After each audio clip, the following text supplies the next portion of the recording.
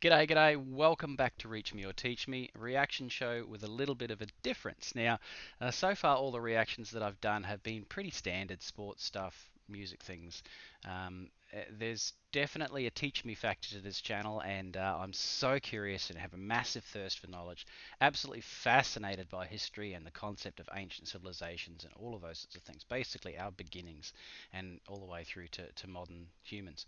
But there's a new theory that's popped up recently. There's a site that was discovered called Göbekli Tepe, and Graham Hancock has an interesting theory. He's got a lot of interesting theories on ancient civilizations and lost ancient civilizations, and um, I'm really, really curious. This is not a recommended one for me or anything. This is a personal choice.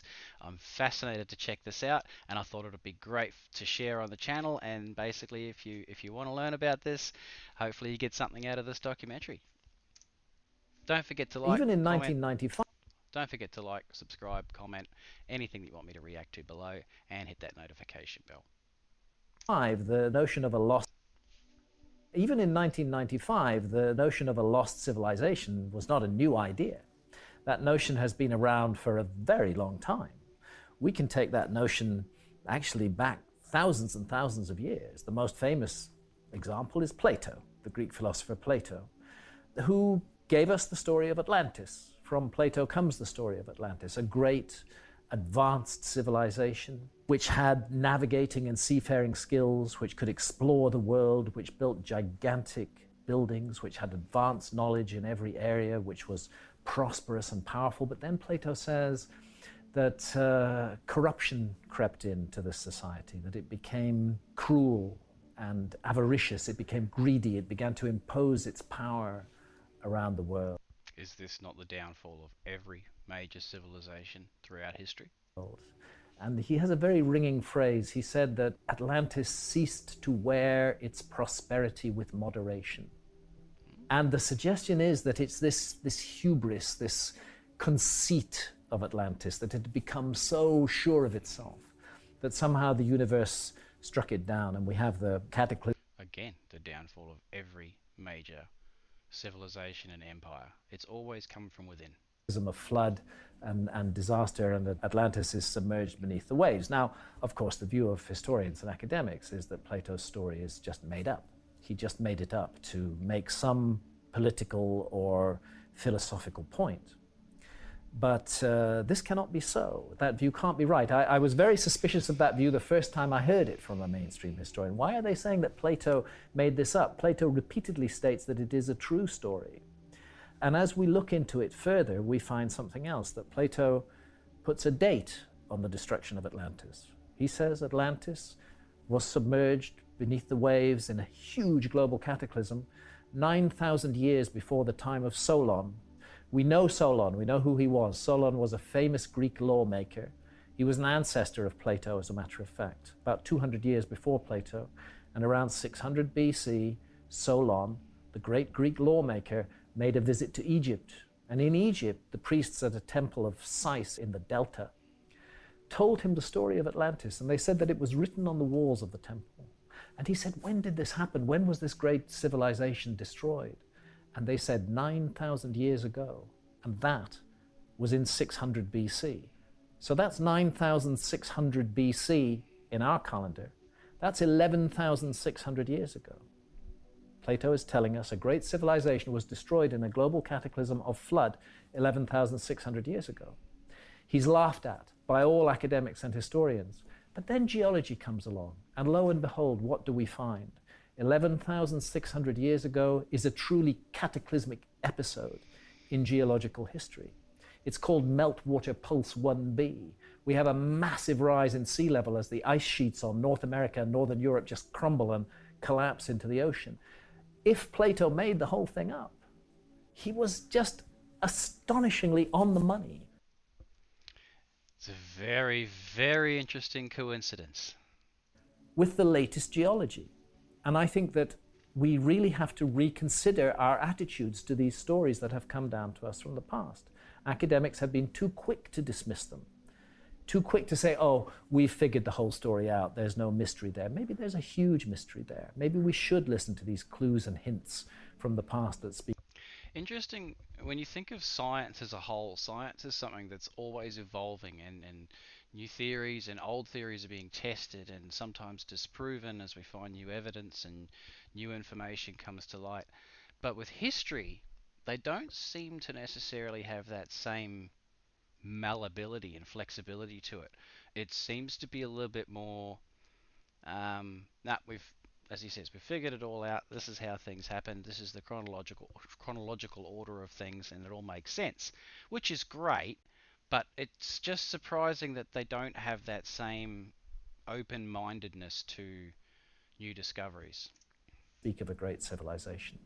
So when I published Fingerprints of the Gods in 1995, it was at the end of a long lineage Fingerprints of the Gods. I am going to read that. going back to Plato and before, and of course, famously, Ignatius Donnelly in the 1900s, the early 1900s and late 1800s, wrote Atlantis, the Antediluvian World, which was a huge investigation of Atlantis. So this subject has been tackled again and again and again. And again, mainstream academia has said, no, it's impossible. There could be no lost civilization. We know everything about the past, and it's been dismissed. But the problem is that new evidence keeps coming out, which can't be explained by the existing historical model. New evidence that just doesn't fit the picture. And my sense is that this evidence is now becoming overwhelming and that we're reaching a tipping point. Maybe not this year, maybe not next year. But within our lifetimes, we are going to see a completely new understanding of the past, a radical revisioning of the past, and therefore of our place in the world as well. We talked at the beginning of this discussion about Plato's Atlantis story and how he said that Atlantis went down 11,600 years ago. That's the date of the foundation of Göbekli Tepe. Very set, very clear, absolutely founded 11,600 years ago, exactly the date that Plato gives for the ending of Atlantis. And Göbekli Tepe doesn't fit. It just comes out of nowhere, out of nowhere. We understand a site like Stonehenge. Makes perfect sense. About 4,500 years old, Stonehenge. We know that it was centered in an agricultural community which generated surpluses. Those surpluses allowed labor to be freed. You could fund people to become astronomers or architects or engineers. They didn't need to be producing all the time. So we can understand the social and economic context in which a huge megalithic site like Stonehenge emerged. Go to Göbekli Tepe, you're 7,000 years earlier. The entire area prior to the appearance of Göbekli Tepe is inhabited only by hunter-gatherers. There's no agriculture whatsoever. They haven't built anything ever. And then suddenly, without any background or any preparation, appears this huge megalithic site, which is incredibly sophisticated. Turns out, because Again, regardless of what this whole scenario ends up being in a couple of decades when they finally figure it all out, it still begs the question that we don't have all the answers. So we need to basically be flexible and open to the ideas. And Graham Hancock and Randall Carlson, their whole sort of base of what they're talking about is that humanity has thrived thousands and thousands and thousands of years ago, built themselves up to a great advanced civilization, and then essentially a global cataclysm, something akin to maybe not as grand a scale, but what wiped out the dinosaurs, that kind of thing, essentially just got rid of whatever civilizations were going at the time. And that their theory is essentially that these guys have been buried for thousands upon thousands of years, and we're only just starting to discover some of these things now. And their theory is that, again, these guys were much more advanced and much more civilized thousands and thousands of years before we acknowledge the fact that we had civilizations and advanced civilizations. So what's with the gap? And that's what their point is what's with the gap between the Göbekli Tepe 11,600 years ago and things like Stonehenge, which happened 4,500 years. I think it's about 6,000 years that modern scientists say that that's how long we've been building these grand structures and stuff like that. The pyramids, Stonehenge, those sorts of things. But this is obviously twice that age, essentially, 12,000 nearly years old. So what happened? And you think of the advancements between Stonehenge 4,500 years ago and today. Well, that's 4,500 years. So what happened in the 7,000 years between Göbekli Tepe and Stonehenge? because a large part of it's still under the ground, seen with ground penetrating radar, that the whole site is actually 50 times bigger than Stonehenge and 7,000 years older. So, how do we account for this? Did a group of hunter gatherers in Turkey wake up one morning magically inspired that they suddenly knew how to cut and quarry stone, move blocks weighing in some cases up to 50 tons, create gigantic stone circles in an area with no water, involving bringing a labor force and organizing that labor force and feeding and watering them, to create the world's first perfectly north-south aligned building, which involves accurate astronomy, Perfectly to do north-south. all of that, and at the same time to invent agriculture. So this thing's 12,000 years ago, and 11,500 years ago, perfectly north-south aligned. Because at the same moment that Göbekli Tepe pops up, suddenly agriculture appears in that same region of Turkey. It's obvious to me that that wasn't a group of hunter-gatherers who woke up one morning suddenly equipped with the skills. What we're looking at is a transfer of technology. This was the survivors of a lost civilization. They already knew how to create megaliths. They already knew how to do agriculture. They settled amongst a hunter-gatherer people who they may have reached out to before. They settled amongst them and they created this project. And this project was to restart their civilization. It didn't. But if that's true, Graham, where are the so that's 11,600 years ago. They taught these hunter-gatherers to chisel stone and move giant slabs of it, etc.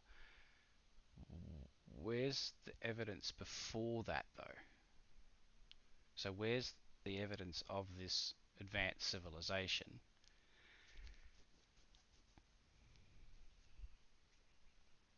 I need to know. Quite work, but they got somewhere. They created this huge site. They invented agriculture. We are all the descendants of that. All of the agriculture in the world today began around Göbekli Tepe 11,600 years ago. First of all, it's important to understand that the earth changes that took place between 12,800 and 11,600 years ago were utterly cataclysmic, beyond all imagining. The science is now in, it's very clear. We had an interaction with the fragments of a very large comet, a giant comet, which originally may have been as much as 100 miles in diameter. It was drawn into the inner solar system about 20,000 years ago. These things come from very far away. They come from a place called the Oort cloud, which is almost light year away. It's so far away. It's so far away. A huge sphere of trillions of comets in the very outer solar system. But disturbances, gravitational disturbances, can send comets out of those safe orbits, winging in towards the inner solar system. It happens from time to time. And the evidence now is that we got one of those, a big one, about 100 miles in diameter, about 20,000 years ago. It entered an orbit that crosses the orbit of the Earth. And for the next 8,000 years, nothing bad happened. They missed each other. But 12,800 years ago, at least 8 pieces of this large comet, some of them up to a mile in diameter, hit the Earth. 50 million square kilometers of the Earth's surface was devastated by this comet impact. Sea levels rose rapidly, and the Earth's climate plunged into a dreadful deep freeze that lasted 1,200 years. This event was of a scale of a... This is the stuff that blows my mind when you actually look at history. Like most people think of history and they think of, oh, what happened from basically the First World War up until now. History is so massive. We're talking they had essentially an ice age that lasted 1,200 years.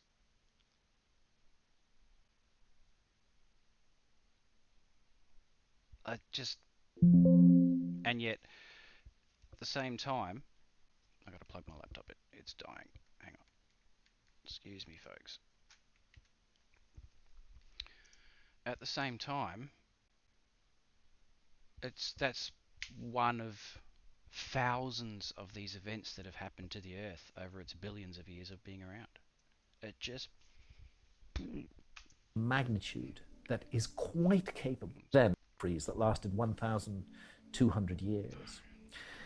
This event was of a scale, of a magnitude that is quite capable of having wiped out almost all traces of a former civilization.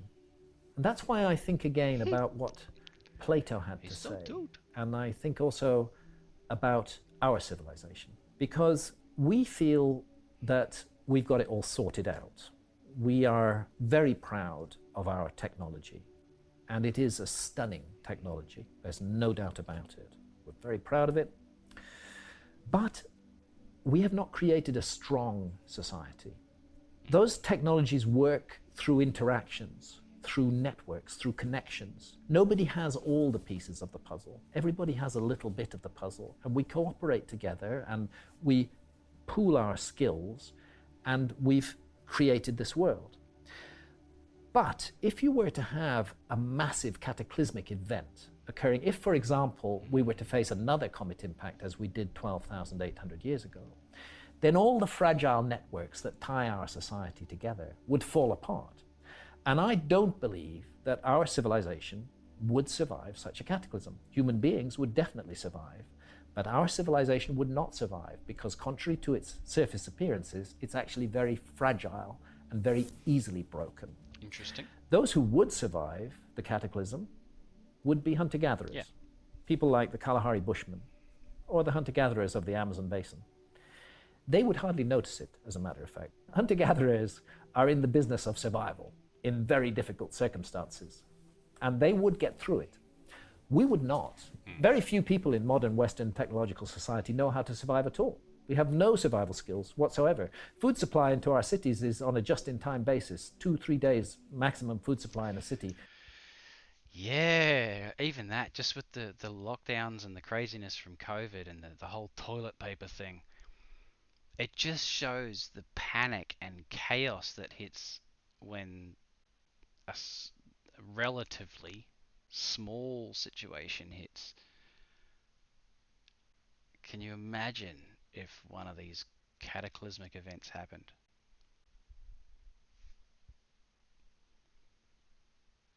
Stock up on your toilet paper, people. Then you have people starving. How rapidly and radically this civilization would fall apart faced by a gigantic cataclysm, it's almost impossible to describe. The people who would carry the human story forward would be the hunter-gatherers. And 10,000 years from now, their descendants might tell a story about how there had been a time when there was a great civilization on this earth. So advanced, its powers were almost miraculous. Do you know? They could send people to the moon. They could fly around the world. They could speak to each other on other sides of the planet. But something went wrong. They became cruel. They became arrogant. They began to impose their will on others. They ceased to wear their prosperity with moderation, and the universe struck them down. Wow. See, that's what I mean. God, I hope you stuck around to watch the end of this. I think there's a message in the Atlantis story for our civilization. We should stop being so fucking arrogant and proud in our achievements. We should show some humility, and we should learn the lessons of the past.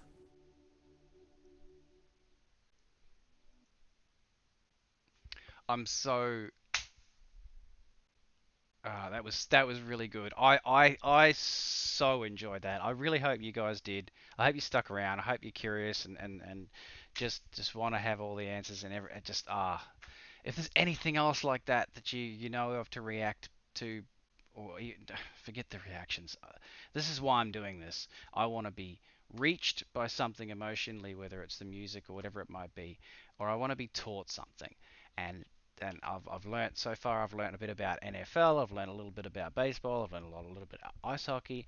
I've learnt about Göbekli Tepe and Atlantis, and I'm so thrilled. I'm glad you guys are sharing this journey with me. Like, comment, subscribe, hit the notification bell, guys, and we'll see you next time.